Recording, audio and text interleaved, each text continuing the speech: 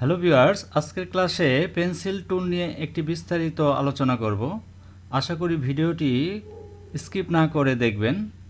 আর যারা ভিডিওটি দেখবেন আশা করি পেন্সিল টুল নিয়ে তাদের আর কোনো প্রশ্ন থাকবে না। সো চলুন ভিডিওটি শুরু করা যাক। প্রথমে আমি পেন্সিল টুলটি সিলেক্ট করি, যার শর্টকাট হচ্ছে এন। এখানে একটি আমি বক্ররেখা তৈরি করব। স্ট্রোক বাড়িয়ে নিচ্ছি, তারপর কালারটা চেঞ্জ করে নিই। এখানে ফিল কালার দেব, ফিল কালারও দিতে পারবেন চাইলে। উইন্ডো এখান থেকে আপনি শেপ চেঞ্জ করতে পারবেন, এখান থেকে আপনি যে কোনো শেপে পরিবর্তন করতে পারবেন। এখান থেকে আপনি স্ট্রোক পরিবর্তন করতে পারবেন, ডট লাইন দিতে পারবেন।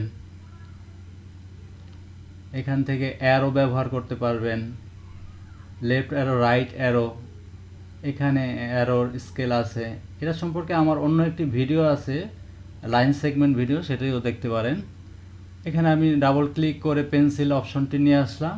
এখানে আছে ফেডালিটি, অ্যাকুরেট অ্যান্ড স্মুথ। আমি অ্যাকুরেট করে একটি ড্র করলাম। দেখুন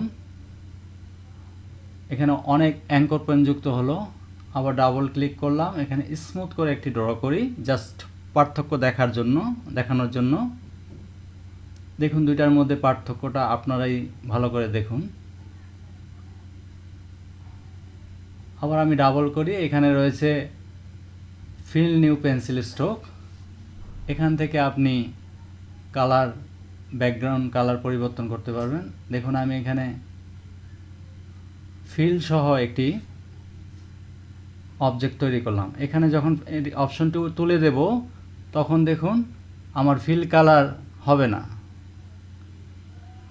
এরপরে রয়েছে কিপ সিলেক্টেড। কিপ সিলেক্টেড আমি যদি সিলেক্ট করি, দেখুন একটি ড্র করলাম, এখানে দেখুন সিলেক্ট অবস্থায় রয়েছে। এখান থেকে আপনি চাইলে পরবর্তীতে ড্র করতে পারবেন। দেখুন একটি অবজেক্টে রূপান্তরিত হলো।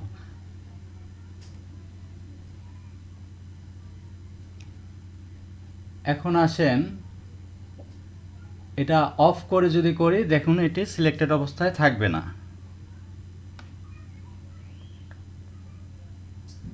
দেখুন এটি লাইন আলাদা হয়ে যাবে। এখন আছে অল কি টগল টু স্মুথ টুল। এখানে আমি অল কি টগল টু স্মুথ টুল অপশনটি ক্লিক করে নিচ্ছি। দেখুন এখানে আপনি অল্টার কি ব্যবহার করে এটাকে স্মুথ করতে পারেন, এটাকে কার্ভ করতে পারেন। তো বন্ধুরা এটা ক্লিক করাটাই better. Close path when ins with, এটা যদি অফ করে দিই,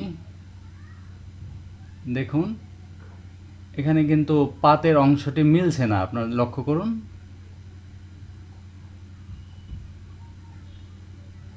এখন আমি আবার ডাবল ক্লিক করে আনি। এখন যদি এটাকে আমি 15 করে দিই, 15, দেখুন এখন অটোমেটিক মিলে যাচ্ছে, দুইটা কোণা অটোমেটিক মিলে একটি বৃত্ত তৈরি হয়ে গেল। তো এভাবে কর্নারগুলো মেলানোর জন্য এটি ব্যবহার করা হয়। দেখুন একটু বাড়িয়ে নিলে একটু দূরে থেকে আপনার মিলে যায়। দেখুন একটু জুম করে দেখাচ্ছি, দেখুন অনেক দূরে ছেড়ে দিলাম, মিলে গেল। জাস্ট এটা আপনার বাড়ায় কমায় নেবেন। 20 পর্যন্ত করা যায়, 15ই বেটার। এডিট সিলেক্টেড পাথ, এটা যদি আমরা 0 অফ করে করি, দেখুন এখন যদি আমি এই অ্যাঙ্কর পয়েন্ট থেকে এখানে টান দিই, তাহলে দেখুন মিলছে না। এটাকে আমরা কি করতে পারি মেলানোর জন্য, এখানে আমরা ক্লিক করে দিলাম। এখানে জাস্ট আপনি 9 পয়েন্ট করলে কাছাকাছি একটু ড্র করুন, দেখুন মিলে গিয়েছে। দেখুন এখন আপনি বাড়াতে পারেন, 20% বাড়ালে আপনি দূর থেকেও এটাকে অ্যাডজাস্ট করতে পারবেন। দেখুন এটা আপনি 16 পয়েন্টে রাখতে পারেন অথবা আপনি 12 পয়েন্টে রাখতে পারেন। এখন আমি একটি টেক্সটকে মডিফাই করে দেখাচ্ছি। প্রথমে আপনি ক্রিয়েট আউটলাইন করুন টেক্সটটাকে।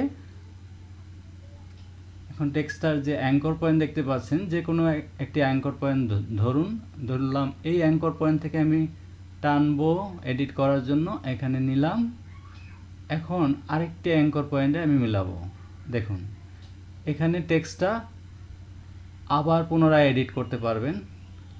জাস্ট আপনি এক অ্যাঙ্কর পয়েন্ট থেকে আরেক অ্যাঙ্কর পয়েন্টে মিলিয়ে দিবেন। দেখুন এভাবে আপনারা টেক্সটের কাজ সম্পাদনা করতে পারবেন। এখন আমি ও এর অংশটা করব। দেখুন জাস্ট এটা আপনাদের দেখানোর জন্য।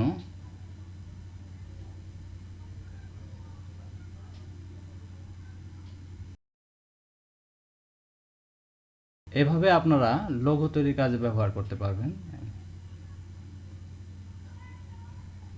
দেখুন আপনার অ্যাঙ্কর পয়েন্টে মিলাতে হবে। এখানে পরবর্তীতে আপনারা কাস্টমাইজ করতে পারবেন, এডিট করতে পারবেন।